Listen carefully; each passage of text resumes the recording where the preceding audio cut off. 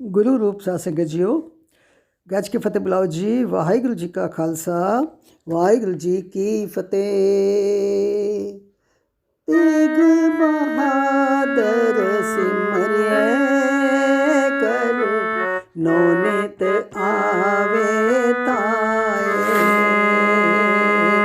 ਤੇਗ ਬਹਾਦਰ ਸਿਮਰਿਐ ਕਰ, ਨੌ ਨਿਤ ਆਵੇ ਤਾਏ। ਤੇਗ ਬਹਾਦਰ ਸਿਮਰਿਐ ਕਰ, ਨੌ ਨਿਤ ਆਵੇ ਤਾਏ। ਕਰ, ਨੌ ਨਿਤ ਆਵੇ ਤਾਏ। ਸਭ ਥਾਈਂ ਹੋਏ ਸਹਾਏ, ਸਭ ਥਾਈਂ ਹੋਏ ਸਹਾਏ।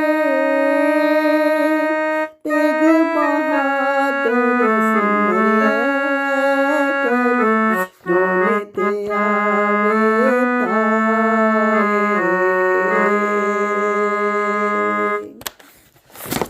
ਵਾਹਿਗੁਰੂ ਜੀ। ਗੁਰੂ ਰੂਪ ਸਾਧ ਸੰਗਤ ਜੀਓ, ਅੱਜ ਕੱਲ੍ਹ ਸਭ ਨੂੰ ਪਤਾ ਕਿ ਅਸੀਂ ਧੰਨ ਧੰਨ ਸਾਹਿਬ ਸ੍ਰੀ ਗੁਰੂ ਤੇਗ ਬਹਾਦਰ ਜੀ ਦਾ ਸ਼ਹੀਦੀ ਪੁਰਬ ਮਨਾ ਰਹੇ ਹਾਂ। ਹਰ ਜਗ੍ਹਾ 'ਤੇ, ਹਰ ਗੁਰਦੁਆਰੇ ਵਿੱਚ, ਹਰ TV ਚੈਨਲ 'ਤੇ ਮਹਾਰਾਜ ਦੀ ਇਸ ਲਾਸਾਨੀ ਸ਼ਹੀਦੀ ਕੁਰਬਾਨੀ ਦਾ ਜ਼ਿਕਰ ਜਿਹੜਾ ਉਹ ਚੱਲ ਰਿਹਾ। ਸਭ ਤੋਂ ਪਹਿਲੇ ਅਸੀਂ ਸਾਰੇ ਧੰਨ ਧੰਨ ਸਾਹਿਬ ਸ੍ਰੀ ਗੁਰੂ ਤੇਗ ਬਹਾਦਰ ਜੀ ਦੇ ਇਸ ਸ਼ਹੀਦੀ ਨੂੰ ਕੋਟਾਨ ਕੋਟ ਪ੍ਰਣਾਮ ਕਰਦੇ ਹਾਂ। ਇੱਕ ਆਪਣੇ ਕਿਸਮ ਦੀ ਅਜੀਬ, ਆਪਣੇ ਕਿਸਮ ਦੀ ਇੱਕ ਨਾਯਾਬ ਇਹ ਸ਼ਹੀਦੀ ਸੀ, ਜਿਸ ਨੂੰ ਕਿ ਸਾਰੇ ਸੰਸਾਰ ਦੇ ਵਿੱਚ ਦੇਖਿਆ ਜਾਂਦਾ ਹੈ ਕਿ ਇਹੋ ਜਿਹੀ ਸ਼ਹੀਦੀ ਕਦੀ ਹੋਈ ਨਹੀਂ। ਸੋ ਇਸ ਸ਼ਹੀਦੀ ਪ੍ਰੋਗਰਾਮ ਦੇ ਵਿੱਚ ਮਹਾਰਾਜ ਦੀ ਕਥਾ, ਮਹਾਰਾਜ ਦਾ ਇਤਿਹਾਸ ਯਾਦ ਕਰਨ, ਬਖਾਨ ਕਰਨ ਤੋਂ ਪਹਿਲੇ ਇਹ ਬਹੁਤ ਜ਼ਰੂਰੀ ਹੈ ਕਿ ਸਾਨੂੰ ਇਸ ਦਾ ਕਾਰਨ ਜਾਣਨਾ ਚਾਹੀਦਾ ਹੈ ਕਿ ਇਹ ਲੋੜ ਕਿਉਂ ਪੈ ਗਈ, ਇਸ ਸ਼ਹੀਦੀ ਦੀ ਲੋੜ ਕਿਉਂ ਪੈ ਗਈ। ਦੂਸਰੀ ਗੱਲ ਕਿ ਇਹ ਸ਼ਹੀਦੀ ਕਿੱਥੇ ਹੋਈ ਅਤੇ ਕਿਵੇਂ ਹੋਈ। ਇਹਨਾਂ ਸਾਰੀਆਂ ਗੱਲਾਂ ਦਾ ਜਵਾਬ ਦੇਣ ਵਾਸਤੇ ਥੋੜ੍ਹੀ ਜਿਹੀ ਇਤਿਹਾਸਿਕ ਵਿਚਾਰ ਜੋ ਮੈਂ ਤੁਹਾਡੇ ਨਾਲ ਸਾਂਝਾ ਕਰਨਾ ਚਾਹ ਰਹੀ ਹਾਂ। ਸੋ ਇੱਥੋਂ ਅਸੀਂ ਇਸ ਚੀਜ਼ ਨੂੰ ਜਾਣਨ ਵਾਸਤੇ ਸਾਨੂੰ ਪਿੱਛੇ ਜਾਣਾ ਪਏਗਾ, ਇਤਿਹਾਸ ਵਿੱਚ। ਇਤਿਹਾਸ ਵੀ ਪਿੱਛੇ ਜਾਣਾ ਪਏਗਾ। ਸਮਾਂ ਕੀ ਸੀ? ਸਮਾਂ 1658 ਦੇ ਵਿੱਚ ਔਰੰਗਜ਼ੇਬ ਆਪਣੇ ਭਰਾਵਾਂ ਨੂੰ ਮਾਰ ਕੇ, ਪਿਤਾ ਨੂੰ ਕੈਦ ਕਰਕੇ ਅਤੇ ਗੱਦੀ ਉੱਤੇ ਬੈਠਿਆ, ਨਾਜਾਇਜ਼ ਤਰੀਕੇ ਨਾਲ ਗੱਦੀ ਉੱਤੇ ਬੈਠਿਆ ਔਰ ਬੜੀ ਖੁਸ਼ੀ ਮਨਾਈ। ਔਰ ਉਸਨੇ ਕੀ ਕੀਤਾ? ਨਜ਼ਰਾਨਾ ਭੇਜਿਆ ਮੱਕੇ, ਜਿਹੜਾ ਉਹਨਾਂ ਦਾ ਸਭ ਤੋਂ ਤੀਰਥ ਸਥਾਨ ਹੈ, ਉੱਥੇ ਉਸਨੇ ਨਜ਼ਰਾਨਾ ਭੇਜਿਆ, ਸ਼ੁਕਰਾਨੇ ਦੇ ਵਜੋਂ ਭੇਜਿਆ। ਪਰ ਉੱਥੋਂ ਦੇ ਮੁਖੀਆ ਨੇ ਉਹ ਨਜ਼ਰਾਨਾ ਵਾਪਸ ਕਰ ਦਿੱਤਾ, ਇਹ ਕਹਿ ਕੇ ਕਿ ਤੂੰ ਸੱਚੇ ਮੁਸਲਮਾਨ ਵਾਲਾ ਕੰਮ ਨਹੀਂ ਕੀਤਾ। ਗੱਦੀ ਦੇ ਵਾਸਤੇ ਤੂੰ ਭਰਾਵਾਂ ਨੂੰ ਮਾਰਿਆ, ਤੂੰ ਪਿਤਾ ਨੂੰ ਕੈਦ ਕੀਤਾ, ਤੂੰ ਸੱਚਾ ਮੁਸਲਮਾਨ ਹੈ ਹੀ ਨਹੀਂ। ਇਹ ਕਹਿ ਕੇ ਉਹਨਾਂ ਨੇ ਉਸਦੇ ਨਜ਼ਰਾਨੇ ਵਾਪਸ ਕਰ ਦਿੱਤੇ ਔਰ ਇਸਲਾਮਿਕ ਦੁਨੀਆ ਵਿੱਚ ਬੜੀ ਹਲਚਲ ਮਚ ਗਈ, ਬੜੀ ਬਦਨਾਮੀ ਹੋਈ। ਪਰ ਔਰੰਗਜ਼ੇਬ ਨੇ ਇਸ ਦਾਗ ਨੂੰ ਤੋੜਨ ਵਾਸਤੇ, ਇਹ ਦਾਗ ਜੋ ਉਹਨੂੰ ਲੱਗ ਗਿਆ ਸੀ, ਉਸ ਨੂੰ ਤੋੜਨ ਵਾਸਤੇ ਉਸਨੇ ਐਲਾਨ ਕਰ ਦਿੱਤਾ ਕਿ ਹੁਣ ਮੈਂ ਤੁਹਾਨੂੰ ਦਿਖਾਵਾਂਗਾ ਕਿ ਸੱਚਾ ਮੁਸਲਮਾਨ ਕੌਣ ਹੁੰਦਾ ਹੈ। ਮੈਂ ਆਪਣੇ ਰਾਜ ਵਿੱਚ ਸਿਰਫ ਮੁਸਲਮਾਨਾਂ ਨੂੰ ਹੀ ਰਹਿਣ ਦਿਆਂਗਾ ਅਤੇ ਬਾਕੀ ਸਾਰਿਆਂ ਨੂੰ ਇੱਥੋਂ ਹਟਾ ਦਿਆਂਗਾ। ਮੇਰਾ ਰਾਜ ਜਿਹੜਾ ਉਹ ਇਸਲਾਮਿਕ ਰਾਜ ਹੋਏਗਾ। ਉਸਨੇ ਇਹ ਐਲਾਨ ਕਰ ਦਿੱਤਾ ਔਰ ਇਸ ਐਲਾਨ ਨੂੰ ਪੂਰਾ ਕਰਨ ਵਾਸਤੇ ਉਸਨੇ ਹਰ ਨਾਜਾਇਜ਼ ਤਰੀਕਾ ਜਿਹੜਾ ਉਹ ਅਪਣਾਉਣਾ ਸ਼ੁਰੂ ਕਰ ਦਿੱਤਾ। ਸਭ ਤੋਂ ਪਹਿਲੇ ਦੇਸ਼ ਵਿੱਚ, ਹਿੰਦੁਸਤਾਨ ਦੇ ਵਿੱਚ ਸਭ ਤੋਂ ਪਹਿਲੇ ਕੀ ਸੀ? ਬਹੁਤ ਮੰਦਰ ਸਨ, ਬੜੀਆਂ ਮਸਜਿਦਾਂ ਵੀ ਸਨ, ਲੇਕਿਨ ਉਸਨੇ ਸਭ ਤੋਂ ਪਹਿਲੇ ਬੈਨ ਲਗਾ ਦਿੱਤਾ ਕਿ ਕੋਈ ਨਵਾਂ ਮੰਦਰ ਜਿਹੜਾ ਉਹ ਸਾਰਿਆ ਨਹੀਂ ਜਾਏਗਾ ਔਰ ਹਿੰਦੂਆਂ ਦਾ ਕੋਈ ਸਕੂਲ ਨਵਾਂ ਨਹੀਂ ਬਣਾਇਆ ਜਾਏਗਾ। ਹੌਲੀ ਹੌਲੀ ਕਰਕੇ ਉਸਦੇ ਮੰਦਰਾਂ ਨੂੰ ਢਾਹਣਾ ਸ਼ੁਰੂ ਕਰ ਦਿੱਤਾ ਅਤੇ ਮਸੀਤਾਂ ਬਣਾਉਣੀਆਂ ਸ਼ੁਰੂ ਕਰ ਦਿੱਤੀਆਂ। ਫਿਰ ਉਸ ਤੋਂ ਬਾਅਦ ਉਸਨੇ ਕੀਤਾ ਕਿ ਮੁਸਲਮਾਨਾਂ ਦੇ ਉੱਤੇ ਟੈਕਸ 2.5% ਅਤੇ ਹਿੰਦੂਆਂ ਦੇ ਉੱਤੇ 5%, ਅਤੇ ਬਾਅਦ ਵਿੱਚ ਮੁਸਲਮਾਨਾਂ ਦਾ ਉਹ ਟੈਕਸ ਵੀ ਮਾਫ ਕਰ ਦਿੱਤਾ ਗਿਆ ਔਰ ਸਰਕਾਰੀ ਨੌਕਰੀਆਂ ਵਿੱਚੋਂ ਇੱਕ ਇੱਕ ਕਰਕੇ ਹਿੰਦੂਆਂ ਨੂੰ ਕੱਢ ਦਿੱਤਾ ਗਿਆ। ਰੋਜ਼ੀ ਰੋਟੀ ਦੇ ਕਾਰਨ ਕਈ ਵਿਚਾਰੇ ਡਰ ਦੇ ਮਾਰੇ ਮੁਸਲਮਾਨ ਬਣ ਗਏ, ਲੇਕਿਨ ਉਸਨੇ ਐਲਾਨ ਕਰ ਦਿੱਤਾ ਸੀ ਕਿ ਜਿਹੜਾ ਮੁਸਲਮਾਨ ਬਣ ਜਾਏਗਾ ਉਹ ਇੱਥੇ ਰਹੇਗਾ, ਜੋ ਨਹੀਂ ਬਣਨਾ ਚਾਹੇਗਾ ਉਸਨੂੰ ਇੱਥੋਂ ਜਾਂ ਤਾਂ ਜਾਣਾ ਪਏਗਾ, ਨਹੀਂ ਤਾਂ ਅਸੀਂ ਉਹਨੂੰ ਮਾਰ ਦਿਆਂਗੇ, ਉਸਨੂੰ ਮਾਰ ਦਿੱਤਾ ਜਾਏਗਾ। ਮੌਤ ਦਾ ਐਲਾਨ ਉਸਨੇ ਕਰ ਦਿੱਤਾ। ਹੁਣ ਕੀ ਸੀ ਕਿ ਜ਼ੁਲਮ ਦਾ ਚੱਕਰ ਜਿਹੜਾ ਸੀ ਉਹ ਸ਼ੁਰੂ ਹੋ ਗਿਆ। ਜਿੱਥੇ ਵੀ ਕੋਈ ਹਿੰਦੂ ਮਿਲਦਾ ਉਸ ਨੂੰ ਲਾਲਚ ਦਿੱਤਾ ਜਾਂਦਾ ਫਿਰ ਉਸਨੂੰ ਡਰਾਵੇ ਦਿੱਤੇ ਜਾਂਦੇ ਤੇ ਜੇ ਕੋਈ ਨਾ ਮੰਨਦਾ ਤੇ ਉਸਨੂੰ ਕਿਹਾ ਜਾਂਦਾ ਹੁਣ ਤੂੰ ਮਰਨ ਵਾਸਤੇ ਤਿਆਰ ਹੋ ਜਾ। ਦੂਸਰੀ ਬਾਤ, ਉਹ ਬੜਾ ਪੜ੍ਹਿਆ ਲਿਖਿਆ, ਬੜਾ ਸਮਝਦਾਰ ਸੀ। ਉਸਨੇ ਸੋਚਿਆ ਕਿ ਬ੍ਰਾਹਮਣ ਲੋਕ ਜਿਹੜੇ ਨੇ ਉਹਨਾਂ ਦੇ ਉਹ ਇਹਨਾਂ ਦੇ ਵਾਸਤੇ ਰੱਬ ਨੇ ਔਰ ਉਹਨਾਂ ਦਾ ਕਿਹਾ ਇਹ ਸਭ ਮੰਨਦੇ ਨੇ। ਸੋ ਕਿਉਂ ਨਾ ਸਭ ਤੋਂ ਪਹਿਲੇ ਬ੍ਰਾਹਮਣਾਂ ਨੂੰ ਹੀ ਕਨਵਰਟ ਕਰ ਲਿਆ ਜਾਏ। ਸੋ ਉਸਨੇ ਅਪਰੋਚ ਕੀਤਾ ਕਿਸ ਨੂੰ? ਕਸ਼ਮੀਰ ਦੇ ਬ੍ਰਾਹਮਣਾਂ ਨੂੰ, ਕਿਉਂਕਿ ਪੂਰੇ ਹਿੰਦੁਸਤਾਨ ਦੇ ਸਭ ਤੋਂ ਵਿਦਵਾਨ ਜੋ ਬ੍ਰਾਹਮਣ ਸਨ ਉਹ ਕਿੱਥੇ ਰਹਿੰਦੇ ਸਨ? ਉਹ ਕਸ਼ਮੀਰ ਰਹਿੰਦੇ ਸਨ। ਸੋ ਉੱਥੇ ਉਸਨੇ ਐਲਾਨ ਕਰ ਦਿੱਤਾ ਕਿ ਜਾਂ ਤਾਂ ਮੁਸਲਮਾਨ ਬਣ ਜਾਓ ਤੇ ਨਹੀਂ ਤਾਂ ਮਰਨ ਵਾਸਤੇ ਤਿਆਰ ਹੋ ਜਾਓ। ਹੁਣ ਉਹ ਬ੍ਰਾਹਮਣ ਵਿਚਾਰੇ ਬੜੇ ਪਰੇਸ਼ਾਨ ਹੋ ਗਏ। ਉਹਨਾਂ ਦਾ ਹੈੱਡ ਸੀ ਪੰਡਤ ਕਿਰਪਾ ਰਾਮ, ਔਰ ਕਿਰਪਾ ਰਾਮ ਜਿਹੜਾ ਸੀ ਉਸਦੇ ਦਾਦੇ ਪੜਦਾਦੇ ਕਿਸੇ ਸਮੇਂ ਤੋਂ ਗੁਰੂ ਨਾਨਕ ਦੇਵ ਜੀ ਦੇ ਸਮੇਂ ਤੋਂ ਹੀ ਸਿੱਖੀ ਨਾਲ ਜੁੜੇ ਹੋਏ ਸਨ। ਉਹ ਬੜਾ ਸਤਿਕਾਰ ਕਰਦੇ ਸਨ ਔਰ ਉਸ ਤੋਂ ਬਾਅਦ ਉਸਦੇ ਜੋ ਪੂਰਵਜ ਸਨ ਉਹਨਾਂ ਨੇ ਗੁਰੂ ਹਰਗੋਬਿੰਦ ਸਾਹਿਬ ਨੂੰ ਦੇਖਿਆ ਕਿ ਉਹਨਾਂ ਨੇ ਆਪਣੀ ਬਹਾਦਰੀ ਨਾਲ ਕਿਸ ਤਰੀਕੇ ਨਾਲ ਮੁਸਲਮਾਨਾਂ ਦੇ ਮੁਗਲਾਂ ਦੇ ਜ਼ੁਲਮਾਂ ਦਾ ਮੁਕਾਬਲਾ ਕੀਤਾ, ਜੰਗਾਂ ਲੜੀਆਂ, ਸ਼ਸਤਰ ਰੱਖੇ, ਸੈਨਾ ਬਣਾਈਆਂ। ਸੋ ਉਹਦੇ ਦਿਮਾਗ ਵਿੱਚ ਇਹ ਚੀਜ਼ ਬੈਠੀ ਹੋਈ ਸੀ ਕਿ ਮੁਗਲਾਂ ਦਾ ਮੁਕਾਬਲਾ ਜੇ ਕੋਈ ਕਰ ਸਕਦਾ ਹੈ ਤੇ ਉਹ ਸਿਰਫ ਸਿੱਖ ਕੌਮ ਹੈ। ਤੇ ਇਸ ਵਕਤ ਸਿੱਖ ਕੌਮ ਦੇ ਗੁਰੂ ਕੌਣ ਹਨ? ਗੁਰੂ ਤੇਗ ਬਹਾਦਰ ਜੀ, ਜਿਹੜੇ ਕਿ ਅਨੰਦਪੁਰ ਸਾਹਿਬ ਰਹਿੰਦੇ ਹਨ। ਸੋ ਉਹ ਆਪਣੇ ਨਾਲ ਬਹੁਤ ਵੱਡੇ ਜੱਥਾ, ਬਹੁਤ ਸਾਰੇ ਬ੍ਰਾਹਮਣਾਂ ਨੂੰ ਨਾਲ ਲੈ ਕੇ, ਕੋਈ 300 ਲਿਖਦਾ ਹੈ, ਕੋਈ ਇਤਿਹਾਸਕਾਰ 500 ਲਿਖਦਾ ਹੈ, ਐਨੀਵੇ ਮਤਲਬ ਬਹੁਤ ਸਾਰੇ ਬ੍ਰਾਹਮਣ ਲੈ ਕੇ ਤੇ ਉਹ ਪਹੁੰਚ ਗਿਆ ਕਿੱਥੇ? ਅਨੰਦਪੁਰ ਸਾਹਿਬ। ਅਨੰਦਪੁਰ ਜਾ ਕੇ ਤੇ ਮਹਾਰਾਜ ਧੰਨ ਗੁਰੂ ਤੇਗ ਬਹਾਦਰ ਜੀ ਦੇ ਸਨਮੁਖ ਹੋਏ ਔਰ ਰੋਂਦੇ ਰੋਂਦੇ ਆਪਣੀ ਕਥਾ ਜਿਹੜੀ ਸੀ ਉਹ ਬਿਆਨ ਕੀਤੀ ਕਿ ਸਾਡਾ ਧਰਮ ਬਦਲਿਆ ਜਾ ਰਿਹਾ, ਸਾਡੇ ਉੱਤੇ ਜ਼ੁਲਮ ਕੀਤਾ ਜਾ ਰਿਹਾ ਔਰ ਕੋਈ ਤਰੀਕਾ ਤੁਸੀਂ ਐਸਾ ਕੱਢੋ ਜਿਸ ਦੇ ਨਾਲ ਇਹ ਸਾਡਾ ਧਰਮ ਜਿਹੜਾ ਉਹ ਬਚ ਜਾਏ, ਜ਼ਬਰਦਸਤੀ ਸਾਡਾ ਧਰਮ ਪਰਿਵਰਤਨ ਨਾ ਕੀਤਾ ਜਾਏ। ਸੋ ਉਸ ਵਕਤ ਮਹਾਰਾਜ ਸੋਚ ਵਿੱਚ ਪੈ ਗਏ ਕਿ ਬੜੀ ਵੱਡੀ ਮੁਸੀਬਤ ਹੈ, ਕਿਉਂਕਿ ਉਹ ਬੜਾ ਪਾਵਰਫੁਲ ਸੀ, ਬੜਾ ਜਨੂਨੀ ਸੀ, ਮਸ਼ਹੂਰ ਸੀ ਔਰੰਗਜ਼ੇਬ ਕਿ ਜੋ ਉਸਦੇ ਦਿਮਾਗ 'ਚ ਆਏਗਾ ਉਹ ਕਰਕੇ ਰਹੇਗਾ।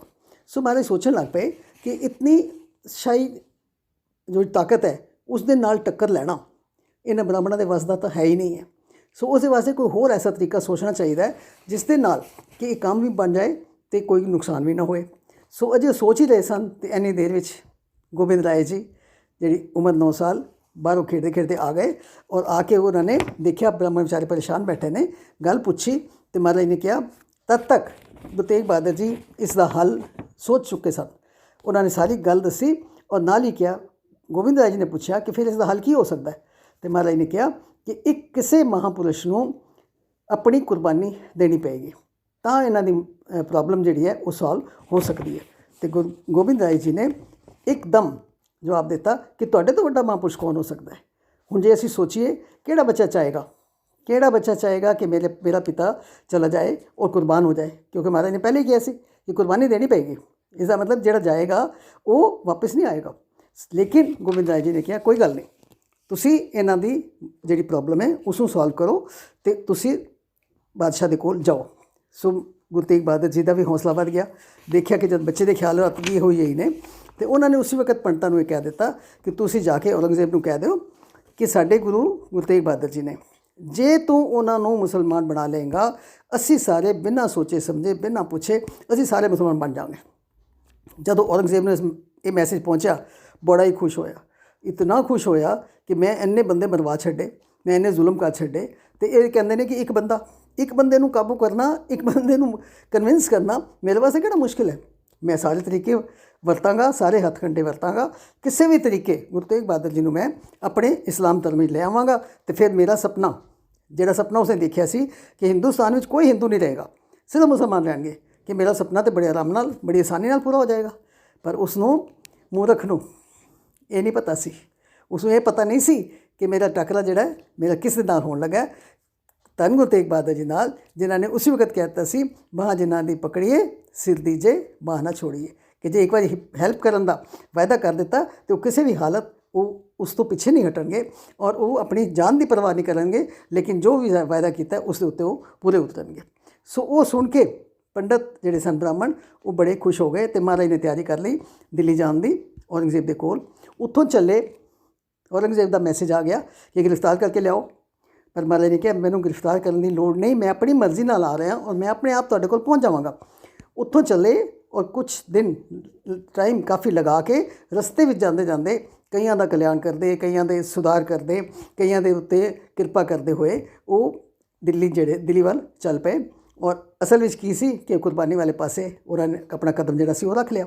ਹੁਣ ਜਦੋਂ ਉਹ ਦਿੱਲੀ ਪਹੁੰਚਦੇ ਨੇ, ਇੱਥੇ ਮੈਂ ਇੱਕ ਬੇਨਤੀ ਕਰਨਾ ਚਾਹਾਂਗੀ ਕਿ ਅੱਜ ਸੰਸਾਰ ਵਿੱਚ ਅਸੀਂ ਬੜਾ ਸਿਰ ਉੱਚਾ ਕਰਕੇ ਕਹਿੰਦੇ ਹਾਂ ਕਿ ਅਸੀਂ ਹਿੰਦੁਸਤਾਨ ਵਿੱਚ ਰਹਿੰਦੇ ਹਾਂ, ਸਾਡਾ ਸੈਕੂਲਰ ਸੈਟਅਪ ਹੈ ਔਰ ਇੱਥੇ ਹਰ ਬੰਦਾ ਆਪਣੇ ਮਰਜ਼ੀ ਨਾਲ ਆਪਣੇ ਧਰਮ ਦੀ ਪਾਲਣਾ ਕਰ ਸਕਦਾ ਹੈ।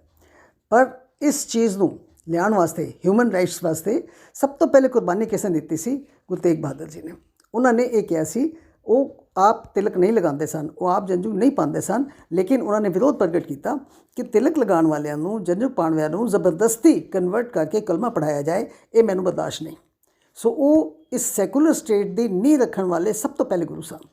ਸੋ ਖੈਰ, ਇਸ ਤੋਂ ਅੱਗੇ ਚੱਲੀਏ ਕਿ ਅਨੰਦਪੁਰ ਸਾਹਿਬ ਤੋਂ ਚੱਲ ਪਏ ਅਤੇ ਹੌਲੀ ਹੌਲੀ ਚੱਲਦੇ ਰਸਤੇ ਵਾਲੀਆਂ ਬੜੀਆਂ ਸਾਰੀਆਂ ਸਾਖੀਆਂ ਨੇ, ਉਹ ਮੈਂ ਫਿਰ ਬਾਅਦ ਵਿੱਚ ਸ਼ੇਅਰ ਕਰਾਂਗੀ। ਅੱਜ ਗੱਲ ਸ਼ਹੀਦੀ ਦੀ ਚੱਲ ਰਹੀ ਹੈ। ਸੋ ਪਹੁੰਚ ਗਏ ਦਿੱਲੀ।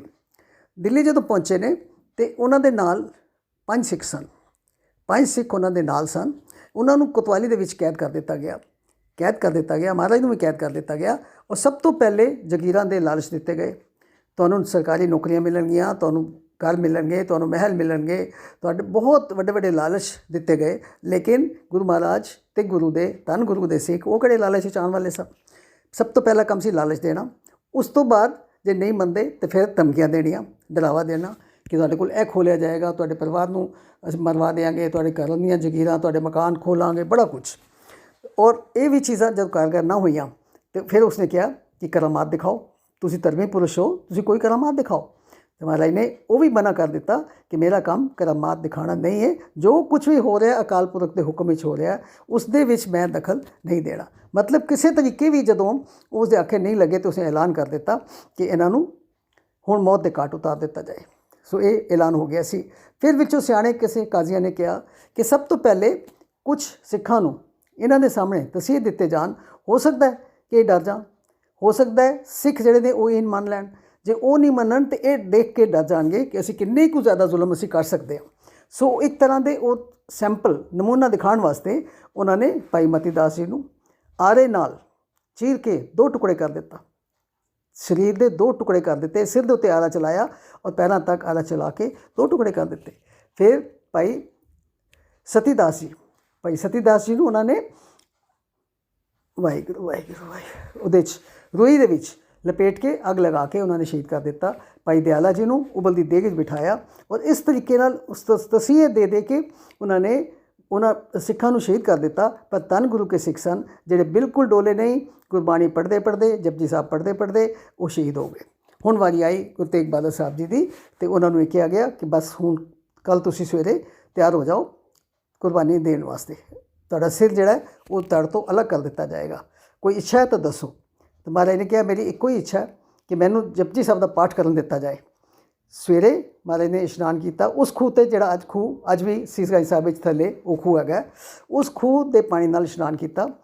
ਉਸ ਪੇੜ ਦੇ ਇੱਕ ਪੇੜ ਸੀ ਉੱਥੇ, ਪੇੜ ਦੇ ਥੱਲੇ ਬੈਠ ਕੇ ਚੌਕੜਾ ਮਾਰ ਕੇ ਅਤੇ ਉਹਨਾਂ ਨੇ ਜਪਜੀ ਸਾਹਿਬ ਦਾ ਪਾਠ ਕੀਤਾ ਅਤੇ ਨਾਲ ਹੀ ਇਹ ਕਿਹਾ ਕਿ ਜਪਜੀ ਸਾਹਿਬ ਦਾ ਪਾਠ ਸਮਾਪਤ ਹੋਣ 'ਤੇ ਜਦੋਂ ਮੈਂ ਸੀਸ ਝੁਕਾਵਾਂ ਉਸ ਵਕਤ ਬੇਸ਼ੱਕ ਤੁਸੀਂ ਮੇਰਾ ਸੀਸ ਜਿਹੜਾ ਉਸ ਧੜ ਤੋਂ ਅਲੱਗ ਕਰ ਦੇਣਾ। ਇੱਥੇ ਮੈਂ ਇੱਕ ਬੇਨਤੀ ਜ਼ਰੂਰ ਕਰਨਾ ਚਾਹਾਂਗੀ ਕਿ ਜਿਹੜੇ ਸਿੱਖ ਸ਼ਹੀਦ ਹੋਏ ਸਨ ਉਹ ਵੀ ਭਾਈ ਮਤੀ ਦਾਸ ਜੀ ਨੇ ਆਖਰੀ ਦਮ ਤੱਕ ਜਪਜੀ ਸਾਹਿਬ ਦਾ ਪਾਠ ਕੀਤਾ। ਗੁਰੂ ਤੇਗ ਬਹਾਦਰ ਜੀ ਨੇ ਆਖਰੀ ਦਮ ਤੱਕ ਜਪਜੀ ਸਾਹਿਬ ਦੇ ਪਾਠ ਕਰਨ ਦੀ ਆਗਿਆ ਜਿਹੜੀ ਉਹ ਲਈ ਕਿ ਮੈਨੂੰ ਪਾਠ ਕਰਨ ਦਿੱਤਾ ਜਾਏ। ਸੋ ਮੈਂ ਬੇਨਤੀ ਕਰਾਂਗੀ ਜਦੋਂ ਵੀ ਕਦੇ ਅਸੀਂ ਸੀਸਗੰਜ ਜਾਈਏ ਤਾਂ ਇੱਕ 5-10 ਮਿੰਟ ਵਾਸਤੇ ਬੈਠ ਕੇ ਟਿਕ ਕੇ ਅਸੀਂ ਜਪਜੀ ਸਾਹਿਬ ਦਾ ਪਾਠ ਜ਼ਰੂਰ ਕਰੀਏ। ਉਹਨਾਂ ਨੇ ਆਪਣੇ ਅੰਤ ਸਮੇਂ 'ਤੇ ਜਪਜੀ ਸਾਹਿਬ ਦਾ ਪਾਠ ਕੀਤਾ ਸੀ। ਅਸੀਂ ਉੱਥੇ ਬੈਠ ਕੇ ਉਹ ਨਜ਼ਾਰਾ ਸਾਹਮਣੇ ਲਿਆਈਏ, ਗੁਰੂ ਮਹਾਰਾਜ ਦੇ ਚਰਨਾਂ ਵਿੱਚ ਆਪਣਾ ਧਿਆਨ ਜੋੜ ਕੇ ਇੱਕ ਜਪਜੀ ਸਾਹਿਬ ਦਾ ਪਾਠ ਜ਼ਰੂਰ ਕਰੀਏ। ਖੈਰ, ਸਮਾਂ ਆ ਗਿਆ ਸ਼ਹੀਦੀ ਦਾ। ਸੋ ਉਸ ਵਕਤ ਸਾਰੇ ਸ਼ਹਿਰ ਦੇ ਵਿੱਚ ਇਤਨਾ ਸਹਿਮ, ਇਤਨਾ ਡਰ ਫੈਲ ਗਿਆ ਕਿ ਅੱਜ ਦੇਖੋ ਇੱਕ ਧਰਮੀ ਪੁਰਖ ਨੂੰ ਸ਼ਹੀਦ ਕੀਤਾ ਜਾ ਰਿਹਾ ਹੈ, 2 ਟੁਕੜੇ ਹੋ ਜਾਣਗੇ। ਐਲਾਨ ਹੋ ਚੁੱਕਾ ਸੀ ਕਿ ਸਿਰ ਜਿਹੜਾ ਹੈ ਉਹ ਧੜ ਤੋਂ ਅਲੱਗ ਕਰ ਦਿੱਤਾ ਜਾਏਗਾ। ਔਰ ਦੂਸਰੀ ਗੱਲ ਕਿ ਉਹਨਾਂ ਦੀ ਦੇਹ ਨੂੰ ਕੋਈ ਹੱਥ ਨਹੀਂ ਲਗਾਏਗਾ, ਸੜਕ ਦੇ ਉੱਤੇ ਹੀ ਉਸ ਸਰੀਰ ਜਿਹੜਾ ਉਹ ਸੜਕ ਦੇ ਉੱਤੇ ਰੁਲਦਾ ਹੀ ਰਹਿ ਜਾਏਗਾ। ਜਿਹੜਾ ਹੱਥ ਲਗਾਏਗਾ ਉਹ ਵੀ ਮੌਤ ਵਾਸਤੇ ਤਿਆਰ ਹੋ ਜਾਏ। ਕਿੰਨਾ ਜ਼ਾਲਮ ਸੀ, ਪਤਾ ਨਹੀਂ ਉਹ ਕਿਸ ਮਿੱਟੀ ਦਾ ਬਣਿਆ ਹੋਇਆ ਸੀ ਕਿ ਉਸ ਨੂੰ ਇਹਨਾਂ ਚੀਜ਼ਾਂ ਤੋਂ ਡਰ ਹੀ ਨਹੀਂ ਲੱਗਦਾ ਸੀ, ਰੱਬ ਕੋਲੋਂ ਵੀ ਡਰ ਨਹੀਂ ਲੱਗਦਾ ਸੀ ਕਿ ਇਹ ਜੋ ਮੈਂ ਕਰ ਰਿਹਾ ਇਹ ਕੋਈ ਅੱਛਾ ਕੰਮ ਤਾਂ ਨਹੀਂ ਹੈ ਨਾ। ਹਾਲਾਂਕਿ ਉਸਦਾ ਅੰਤ ਬੜਾ ਬੁਰਾ ਹੋਇਆ, ਅੰਤ ਤਾਂ ਬੁਰਾ ਹੀ ਹੋਇਆ, ਲੇਕਿਨ ਉਸ ਵਕਤ ਉਸਨੇ ਸਮਝਿਆ ਕਿ ਜੋ ਮੈਂ ਕਰ ਰਿਹਾ ਮੈਂ ਠੀਕ ਕਰ ਰਿਹਾ। ਖੈਰ, महाराज नूं लिआंदा गया।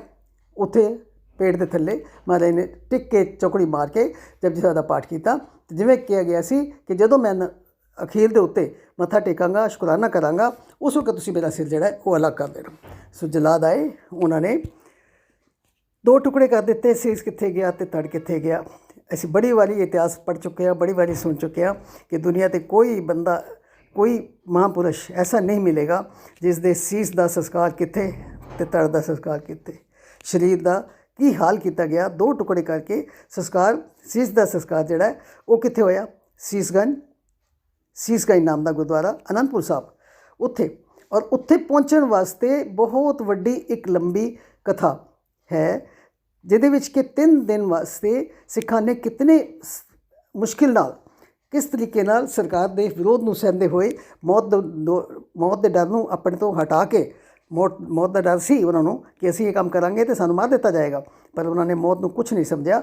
बड़े सत्कार नाल सीसगंज आनंदपुर साहब गुरु गोबिंद सिंह जी के कोल पहुँचाया और तड़ का संस्कार किया भाई लखी शाह बंजारा हाल ने, भाई लखी शाह बंजारा ने, जिहड़ा कि उत्थों अपने गड्ढे विच तड़ नूं चुक के लै गया और अपने घर जाके उसने बिल्कुल बाहर खबर नहीं कड्ढी।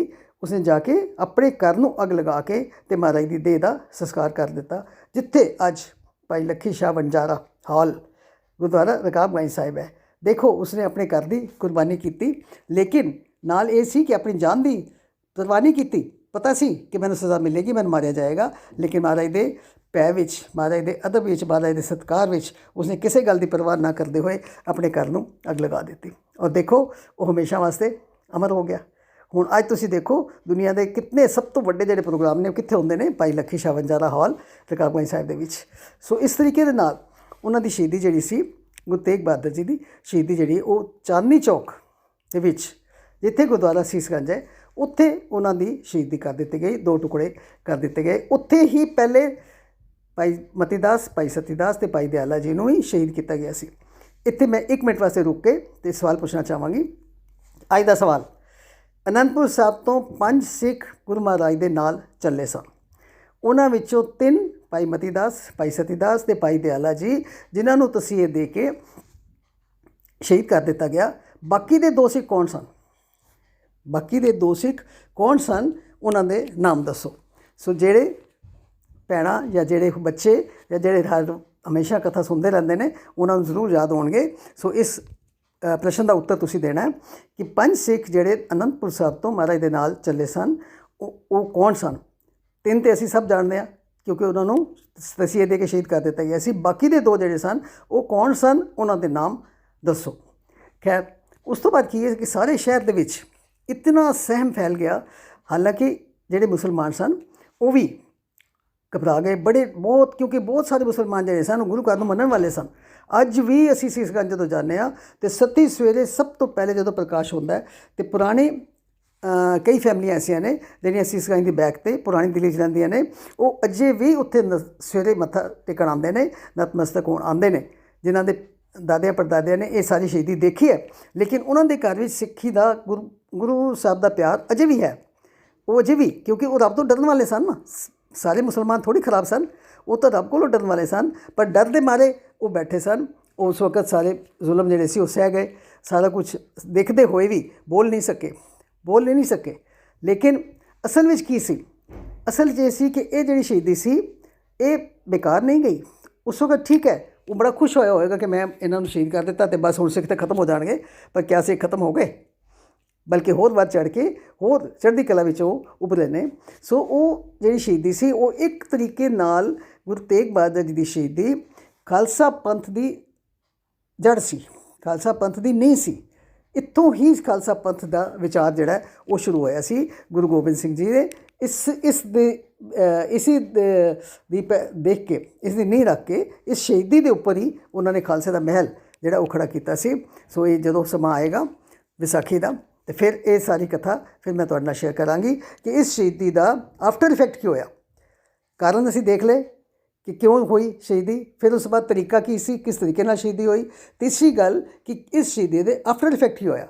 इसका आफ्टर इफैक्ट बहुत वड्डा सी, हालांकि बड़े सालों बाद होया, लेकिन खालसा पंथ होंद विच आया।